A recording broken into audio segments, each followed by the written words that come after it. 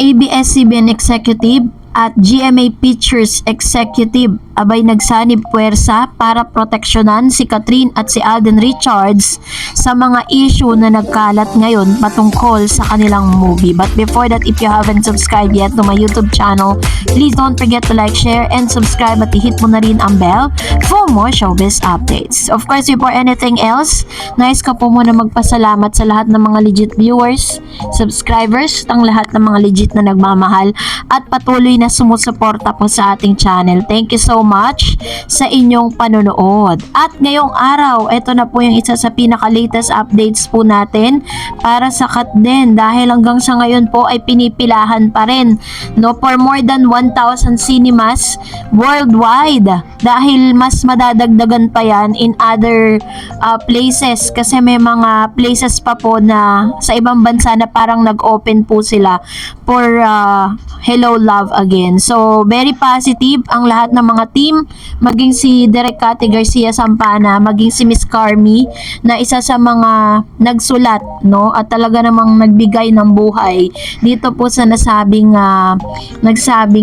pelikula.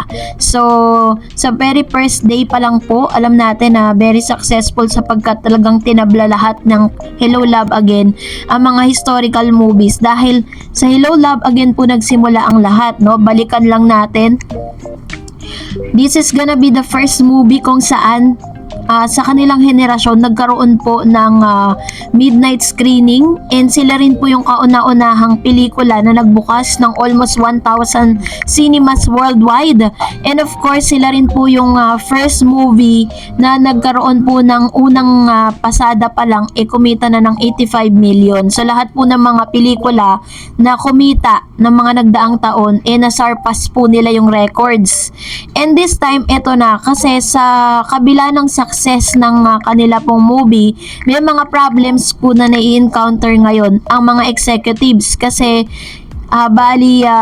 nakikita po natin ngayon na sobrang andami po talagang nagpa-pirate dahil bukod po sa mga clips, meron na rin po mga movie na parang buo na inilalapat po sa social media at medyo alarming na po sa part ng HLA ng ABS-CBN Production at ng GMA Pictures. Kaya naman sa kanila pong post, true love shouldn't be forcefully stolen, only experience. Kindly report all pirated Hello Love Again content. Send email to reportpiracy@abscbn.com. Email subject report piracy.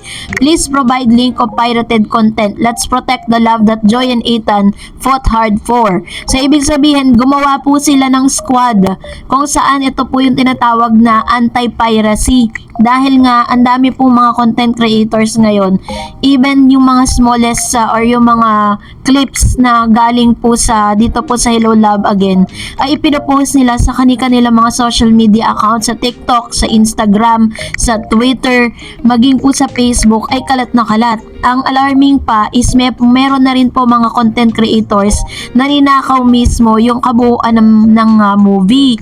So ito po yung isa sa mga nai-experience ngayon na problema ng Hello Love Again. Kaya ang naisip po agad ng executive na gumawa po sila ng team.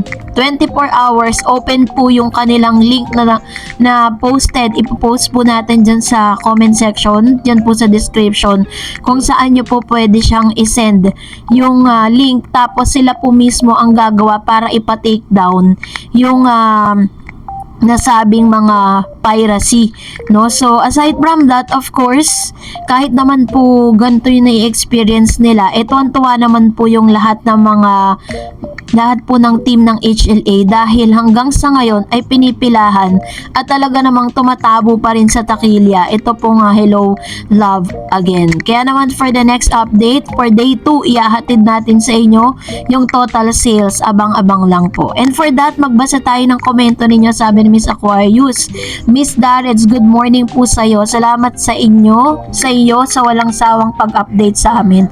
Binalikan ko po yung balita dati nung Unhappy for You kung magkano ang totoong kinita sa unang araw po. Sana nasa 20 20.5 million lang ngayon. Ang HLA unang araw pa lang 85 million na mga bashers ng Katden. Ngayon kayo magngaw-ngaw. Katden lang ang makakuha ng pinakamataas na record sa buong mundo. Babalik at babalik ang kanilang trono. Waiting here in Bahrain para sa paglabas ng HLA sa mga sinihan. Congratulations Katden, and we love you both. Ayan.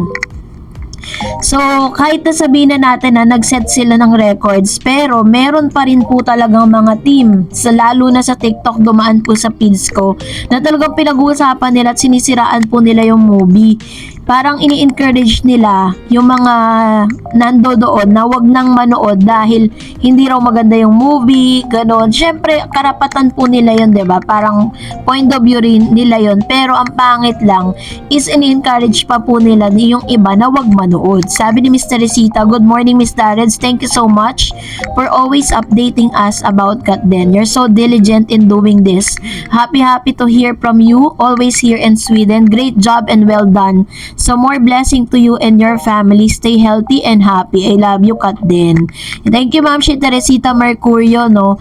So I hope that you will watch this movie dyan sa Sweden dahil mapapanood nyo rin po yan dyan.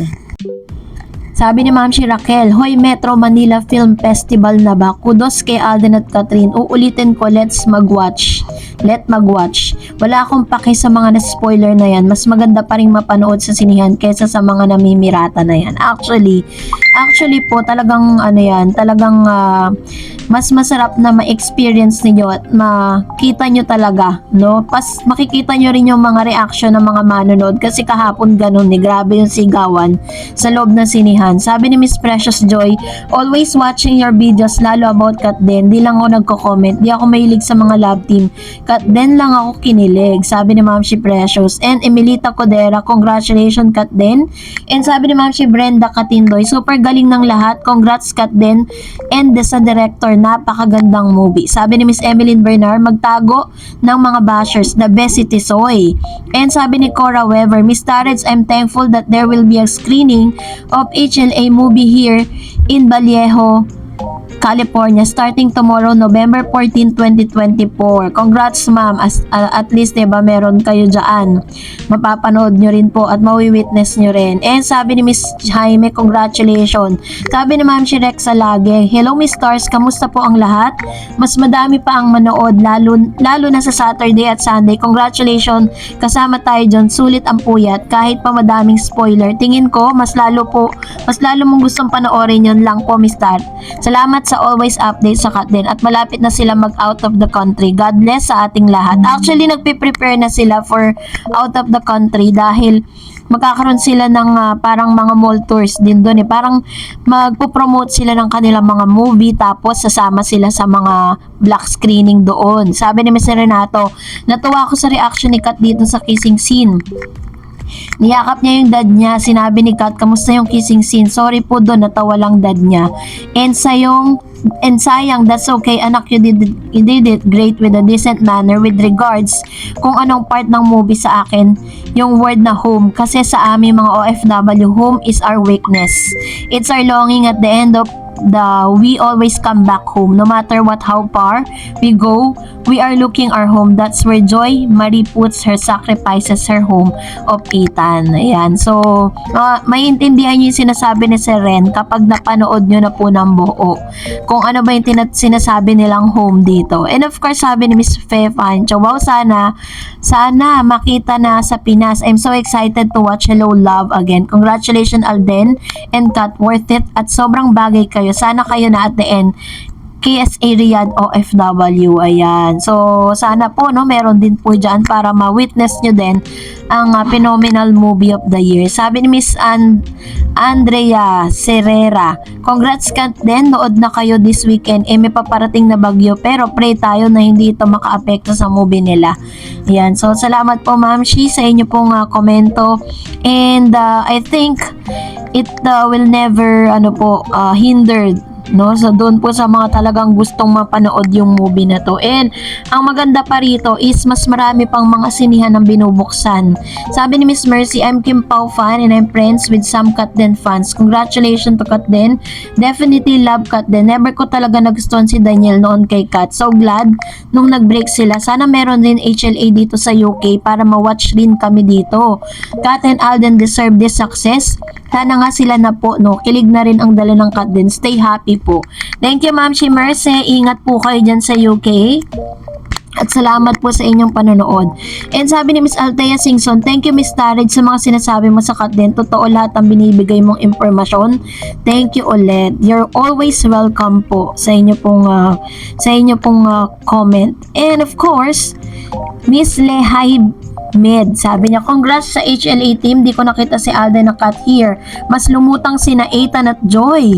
With this, sobrang award-winning pong HLA. Catherine and Alden really proved that they were able to offer all in this movie. Saludo ako sa ginawa ng Magic na Direct Cathy. A movie to watch.